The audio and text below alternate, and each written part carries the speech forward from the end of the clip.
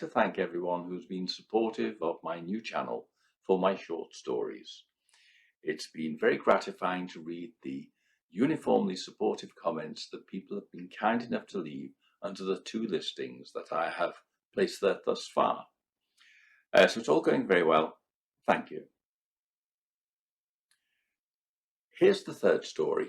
It's called Executive Match, and it's about a chap who uses a dating site. I've always been a little skeptical about dating sites. Perhaps it's because they seem to be too much of a marketplace, too unnatural. The intention of people in using them is too direct. But I know of a lot of people who swear by them. And the subject of my next story found true love on a dating site. See what you think of it.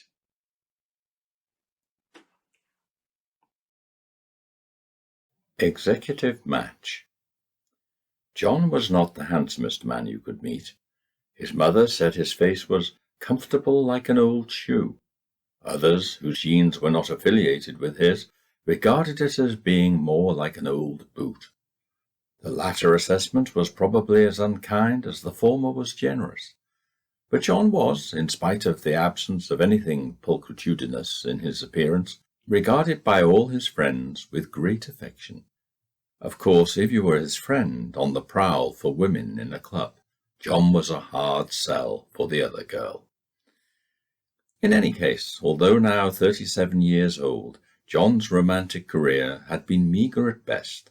At worst, it had been a vast desert with occasional disappointing oases, spaced inadequately, at which a beaker of muddy water might be supped, briefly.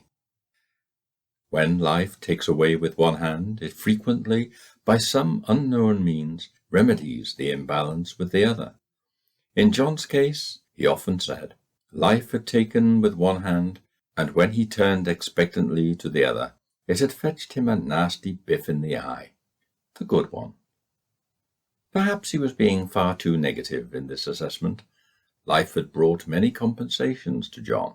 He had, for instance, applied himself to his career in the City of London with great diligence. He worked long, productive hours in the bank, was regarded as the most dependable of men. People liked him, mostly men. Or, if women, they liked him, in that phrase all men dread, as a friend.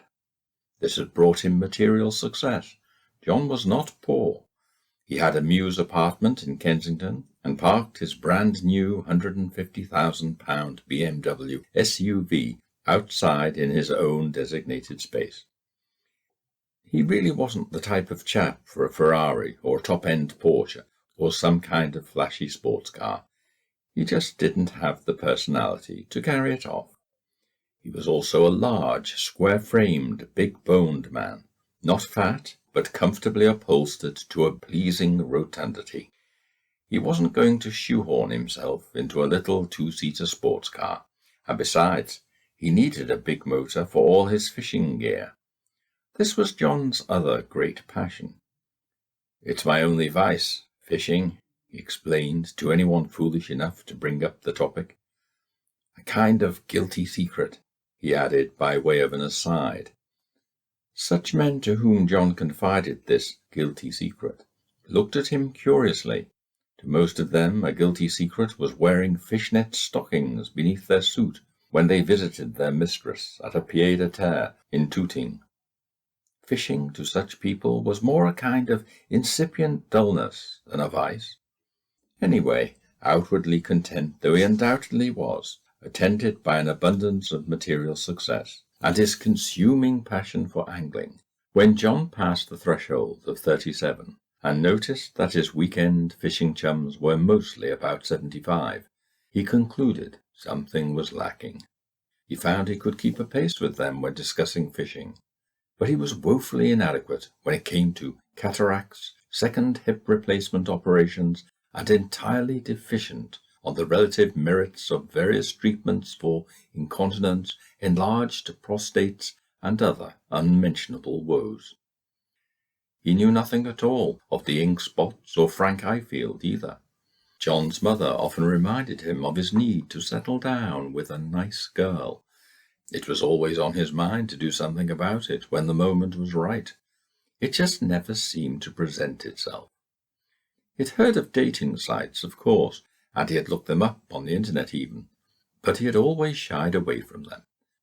After a couple of blind dates he had been on, contrived by well-meaning friends, had ended unusually abruptly halfway through dinner with emergency calls from the women's homes, bringing tidings of all manner of calamitous and alarming situations which required their prompt and immediate departures.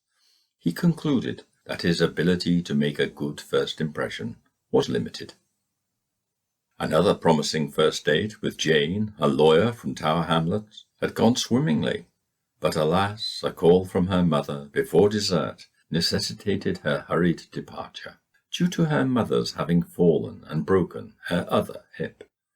And his most recent date had been nothing short of disastrous. He had been telling Helen about a fishing trip, an amusing story about a carp in the River Cam, when her mother had, by an extraordinary coincidence, suffered a fall which had resulted in a broken hip. The condition of her other hip must remain a matter of uncertainty, as Helen had left in too much of a hurry for him to inquire about this.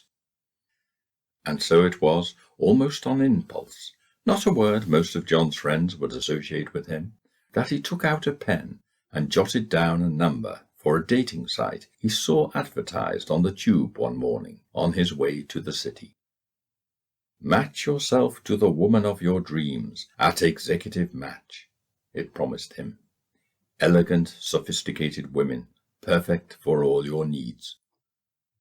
Of course, he kept quiet about this, partly because he considered the deal a rather embarrassing one. He'd never actually done anything like this before, and partly because he didn't want to hex his chances. It turned out much better than he could ever have expected. Coral, the woman he met through the dating service, was tall, dark-haired, svelte, charming, and beautiful. He met her on a Wednesday night for dinner. She was perfectly relaxed and seemed delighted to meet him. John was a little nervous in view of the deplorable outcomes of his last few dates, and wasn't sure whether or not he'd get as far as dessert.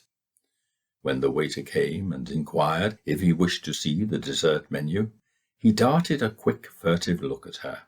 He looked at her bag, expecting to hear a phone ring, which would probably portend a broken hip for someone in the city, and would certainly herald the end of the date. But it seems Coral was looking forward to dessert, and he settled back in his chair in wonder. She really took his breath away. Most women did, but this time it was in a different way. She was completely out of his league. Some less charitable people would say she was in a different sport altogether. But it was, well, yes, it was undeniable. She liked him, and she was having a good time. Her phone rang once, and he half rose, about to call for the bill and his coat.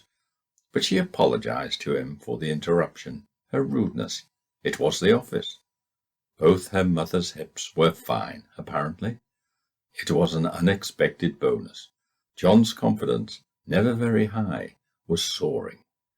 She liked the story of the carp so well, he decided, in for a penny, in for a pound, to tell her the one about tickling trout's tummies that time in Devon.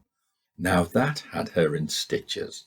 He took her home after dinner, and although they were getting on so well, he still half expected her to end things at the door, politely but firmly. He was wrong. She invited him up for a coffee.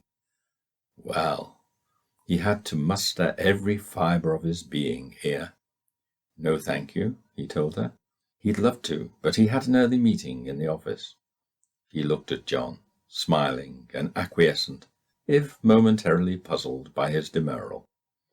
He asked her if she would be available on Saturday night. He had tickets for the opera.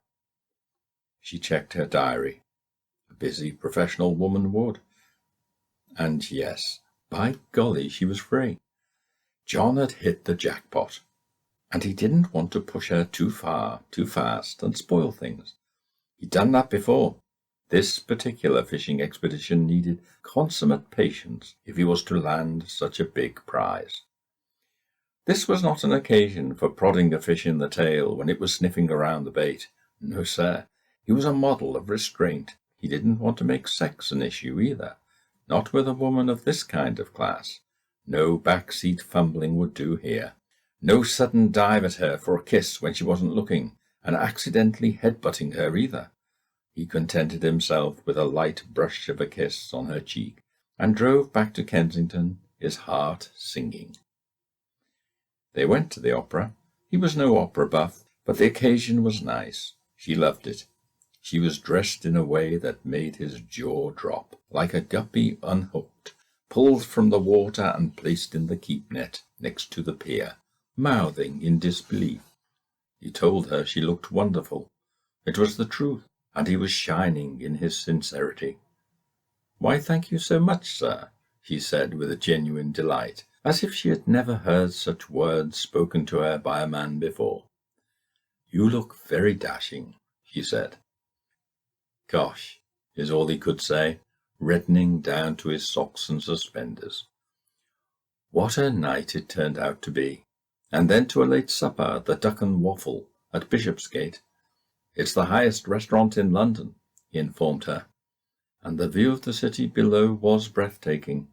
The town was glittering tonight. John was enjoying himself more than he could ever remember. She even took to calling him Johnny.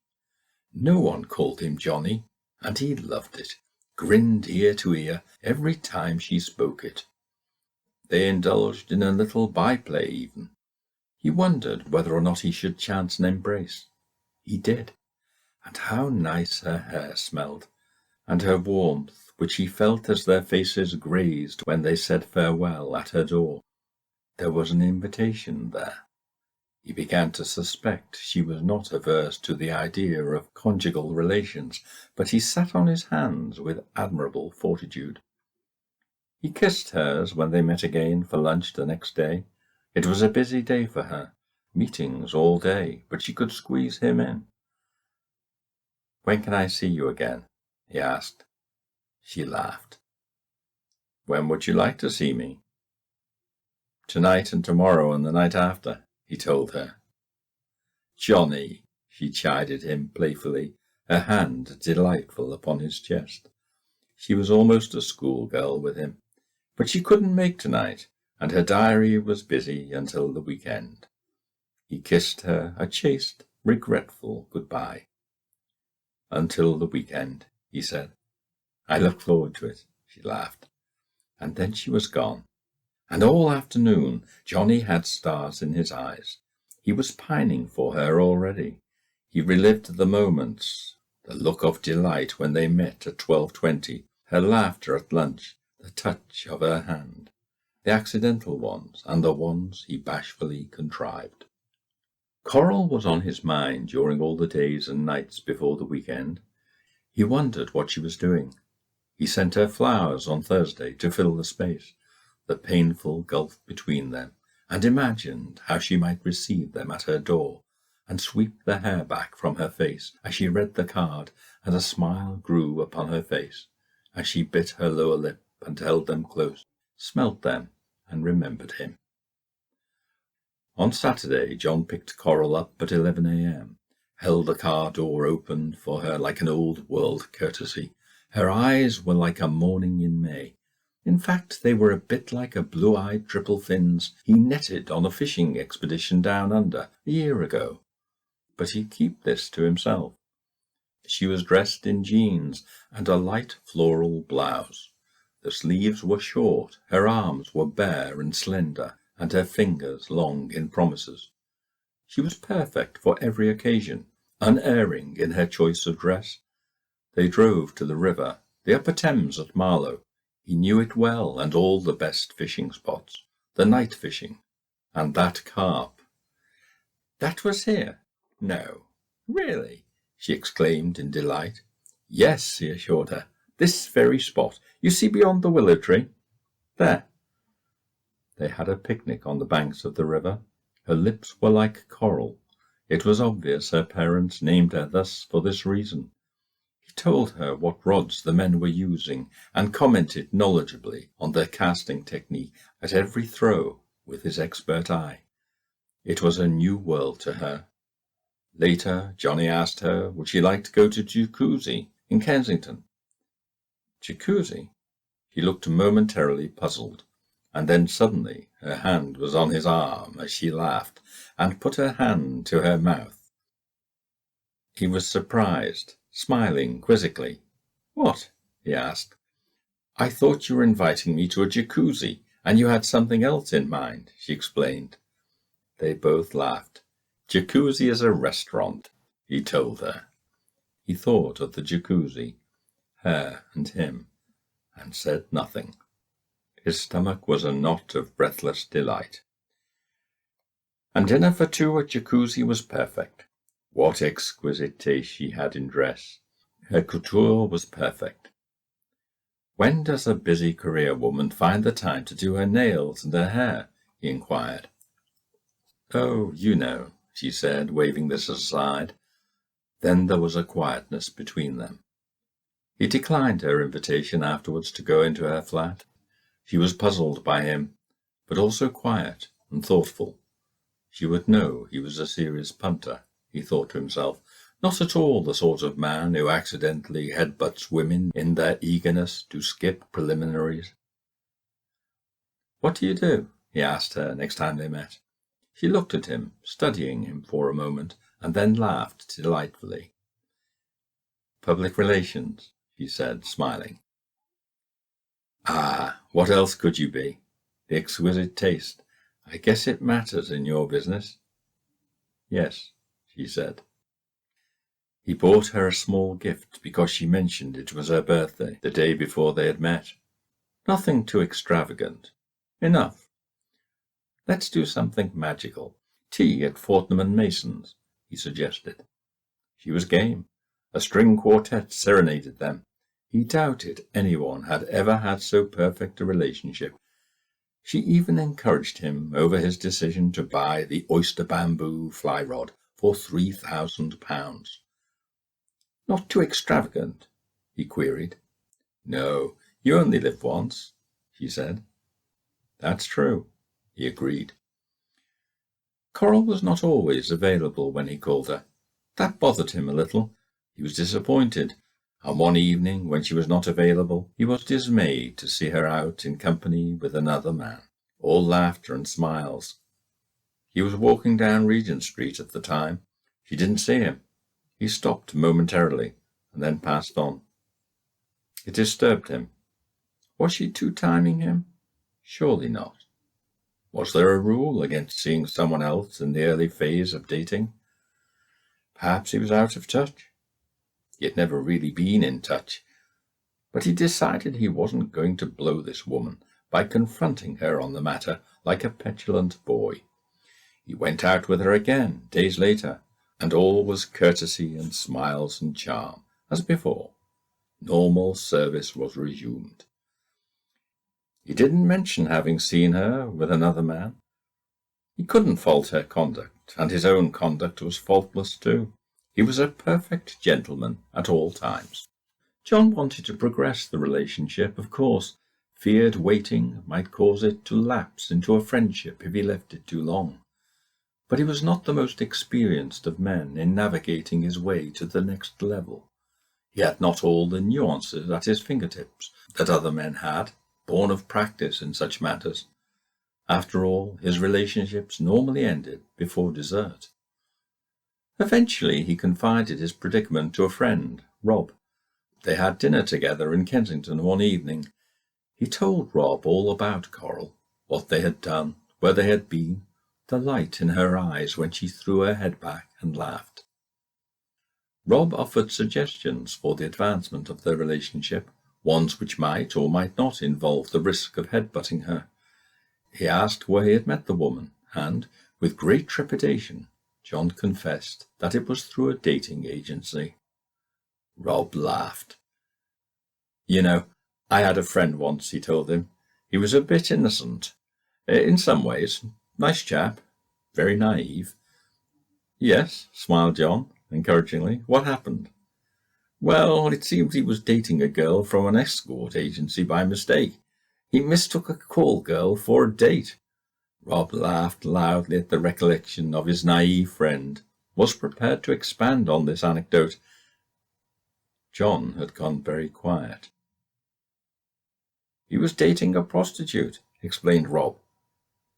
He was, John said quietly. The story seemed distinctly unamusing to him. I'll think of the name of this place in a minute, Rob told him, frowning. John had lost his appetite. He felt sick to his stomach. He stared at his plate a little while longer and toyed with the food with his knife. It was one of these silly designer food places, not intended to fill you up or anything, but he had distinctly lost his appetite anyway. Perhaps it was the food. A little smear of seaweed on a plate and a steak so bloody a skilled vet might yet revive him. You don't look so good, John, Rob commented, addressing his own food with gusto. To tell the truth, I don't feel it, John admitted flatly. The room was spinning. You've hardly touched your food. John mustered his shattered ego. His dreams were dashed. He was like a flounder on the bank, thrashing around for traction, trying to find his way to the water. Truth is, I feel a bit nauseous, he said.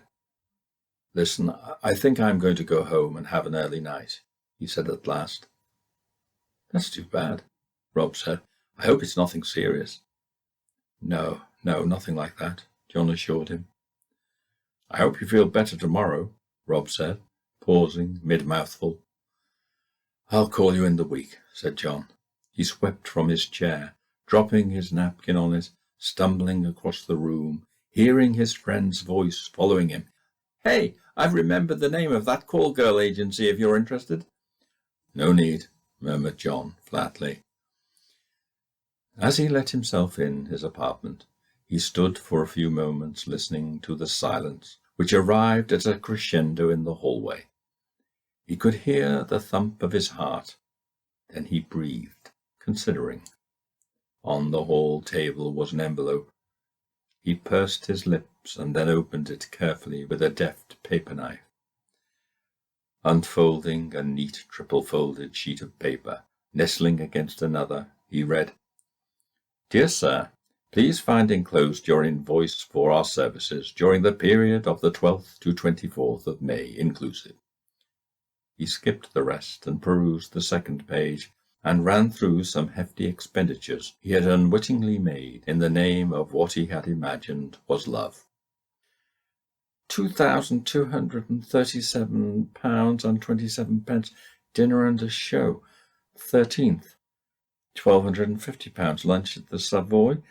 £1,789.23, Covent Garden. He skipped and ran down to the foot of the page and stared at the grand total, which declared that he owed the surprising sum of £15,372, payable by the 31st of the month. John was stunned. He leaned back against the wall and stared at the ceiling, undid his tie, which was like a noose about his neck, the letter and invoice held in one hand in consideration of the affair. £15,000. For what? He said out loud to himself. As he digested the matter, the more he came to see what a fool he had been. Had anyone ever found his jokes so funny? Had anyone been so fascinated by that story of the fishing expedition to Coverack? And what about the occasion at Marlow when he caught that £25 carp? No, he was bound to conclude, probably not. Even the trout-tickling episode was not that funny. He stood there a while in the hall, just the one light on, the rest of the apartment in darkness. At last a faint, wry smile of resignation came to his face. Well, money can't buy you love after all, he decided. He looked again at the paper in his hand, its shiny, embossed nomenclature of executive match, assuring him of their quality. For the discerning gentleman, it read, a reassuring slogan for the doubtful or shy, Or just plain lonely, perhaps. John sighed. Then he picked up the phone and dialed a number. Hello? Executive Match? He inquired. I wonder if Coral is available this Saturday evening. Later, he was getting into bed, wearily. He felt heavy, very tired. The phone rang at his bedside. It was Coral. Hi, Johnny, she said. I think there's been something of a misunderstanding, hasn't there? Yes, he said, slowly. I'm sorry, she said. There's nothing to be sorry about, he said. I was foolish, that's all, and I had a nice time. There was an intervening silence. So did I, she said at last. And then, when he was about to replace the receiver, Coral said, Well, I'd like to go out with you on Saturday evening, anyway, if you're available. But we'll go Dutch, okay? Oh, and I need somewhere to stay, if it's okay with you. All right, he said. He thought for a moment and then said, One more thing. Yes? Why would you want to do that? You're an acquired taste, she said. The phone went dead. Johnny brought his other hand to the receiver, so that he clasped it in both hands for a few moments afterwards, as a broad smile came over his face.